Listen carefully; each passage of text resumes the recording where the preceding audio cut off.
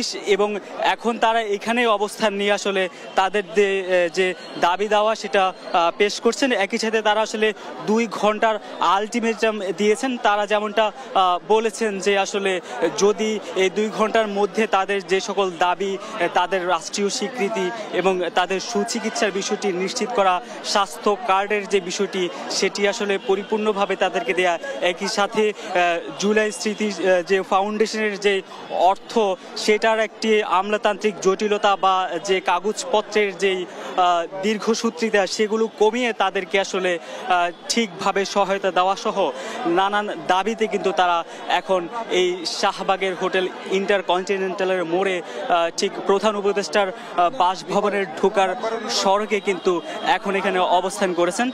এবং যেমনটা জানিয়েছি আপনাকে যে আজ দিন দুপুরের থেকে কিন্তু রাজধানীর শ্যামলীর যেই শিশু মেলা সড়কটি রয়েছে, মিরপুর সড়ক, সেই সড়কটি কিন্তু তারা অবরোধ করে রেখেছিলেন। এরপর কিন্তু সন্ধ্যায় তারা সবাই জড়ো হয়ে আসলে প্রধান উপদেষ্টার বাসভবনের দিকে যাত্রা শুরু করেন এবং সন্ধ্যা 8টার দিকে, রাত 8টার দিকে কিন্তু তারা এখানে আসেন এবং পুলিশের বাধার মুখে তারা এখানে অবস্থান নিতে বাধ্য হন। একই সাথে তারা আসলে 2 ঘন্টার আলটিমেটাম দিয়েছেন।